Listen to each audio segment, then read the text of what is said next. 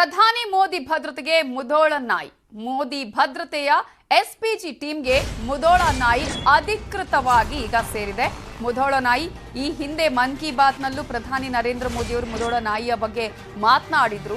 ಕಳೆದ ಆಗಸ್ಟ್ನಲ್ಲೇ ಈ ಬಗ್ಗೆ ಚರ್ಚೆ ಆಗಿತ್ತು. ಕೆಲ ತಿಂಗಳ ಹಿಂದೆ ಮುಧೋಳ್ಗೆ ಎಸ್ಪಿಜಿ ಟೀಮ್ ಬಂದು ಭೇಟಿ ಕೊಟ್ಟು ಮುಧೋಳದ ತಿಮ್ಮಾಪುರಕ್ಕೆ ಎಸ್ಪಿಜಿ ಟೀಮ್ ಭೇಟಿ ಕೊಟ್ಟಿತ್ತು. ತಿಮ್ಮಾಪುರದಲ್ಲಿದೆ ಮುಧೋಳ ಶ್ವಾನಗಳ ಸಂಶೋಧನಾ ಕೇಂದ್ರ. ತನ್ನ 68ನೇ ಮನ್ ಕಿ ಬಾತ್ನಲ್ಲೂ ಪ್ರಧಾನಿ ನರೇಂದ್ರ ಮೋದಿ ಅವರು ಮುಧೋಳ ನಾಯಿಯ ಬಗ್ಗೆ ಮಾತನಾಡಿದ್ರು. ದೇಸಿ ತಳಿ ನಾಯಿಗಳ ಸಂರಕ್ಷಣೆ ಮಾಡುವ ವಿಚಾರಕ್ಕೆ ಸಂಬಂಧಪಟ್ಟ ಹಾಗೆ ಮಾತನಾಡಿದ್ರು. ಆ ನಂತರ ಎಸ್ಪಿಜಿ ಟೀಮ್ ಕೂಡ ಅಲ್ಲಿಗೆ ಬಂದು ಅಲ್ಲಿ 2 ನಾಯಿ ಮರಿಗಳನ್ನ ತೆಗೆದುಕೊಂಡು ಹೋಗಿತ್ತು ಅನ್ನೋದು ನಾವು ಕಳೆದ ವರ್ಷವೇ ನೋಡಿದ್ವಿ. ಸೊ ಎಸ್ಪಿಜಿ ಟೀಮ್ನಲ್ಲಿದೆ ಮುಧೋಳ ಶ್ವಾನ. ಒಂದು ರೀತಿಯ ಹೆಮ್ಮೆ ಪಡುವಂತಹ ವಿಚಾರ.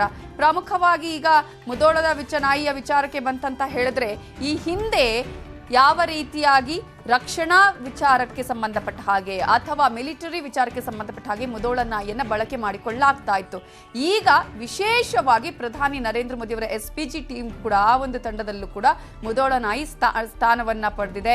ಈ ಹಿಂದೆ ದೆಹಲಿಯಿಂದ ಬಂದಂತಹ ಎಸ್ಪಿಜಿ ಟೀಮ್ನ ಸದಸ್ಯರು 2 ಮುಧೋಳ ನಾಯಿ ಮರಿಗಳನ್ನ ತೆಗೆದುಕೊಂಡು ಹೋಗಿ ತರಬೇತಿಯ ಕಾರ್ಯಕ್ಕೂ ಮುಂದಾಗಿದ್ರು. ಈಗ ಅಧಿಕೃತವಾಗಿ ಮುಧೋಳ ನಾಯಿ ಎಸ್ಪಿಜಿ ಟೀಮ್ಗೆ ಸೇರಿರೋದನ್ನ ಗಮನಿಸಬಹುದು. ಕರ್ನಾಟಕದ ಮುಧೋಳ ತಳಿ ಇದೆಯಲ್ಲ, ಇದಕ್ಕೆ ಇನ್ನಷ್ಟು ಹಿರಿಮೆ ಅಂತಾನೆ ಹೇಳಬೇಕಾಗುತ್ತೆ. ಅತಿ ಚಾಣಾಕ್ಷತನ ಹೊಂದಿರುವಂತಹ ನಿಯತ್ತಿನ ನಾಯಿ, ತನ್ನ ಆಕಾರ ಆಗಿರ್ಬೋದು, ತನ್ನ ಬಣ್ಣ ಆಗಿರ್ಬೋದು, ಅಥವಾ ತನ್ನ ಬುದ್ಧಿಶಕ್ತಿಯಿಂದ ಚಾಣಾಕ್ಷತೆಯಿಂದ ಹೆಚ್ಚಿನ ಜನರನ್ನ ಆಕರ್ಷಿಸಿದಂತಹ ನಾಯಿ. ಯಾರಾದರೂ ಕೇಳಿದ್ರೆ ತಮ್ಮ ಮನೆಯಲ್ಲಿ ಮುಧೋಳ ನಾಯಿ ಇದೆ ಅಂತ ಹೇಳ್ತಾ ಇದ್ರು.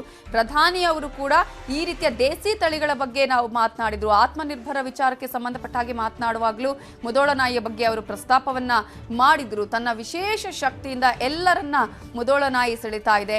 ಆ ನಾಯಿಯ ಗುಣ ಆಗಿರ್ಬೋದು ಅಥವಾ ಕಾರ್ಯವೈಖರಿ ಆಗಿರ್ಬೋದು, ಇದರ ಬಗ್ಗೆ ಕೂಡ ಪ್ರಧಾನಿ ನರೇಂದ್ರ ಮೋದಿ ಅವರು ಮಾತನಾಡಿದ್ರು.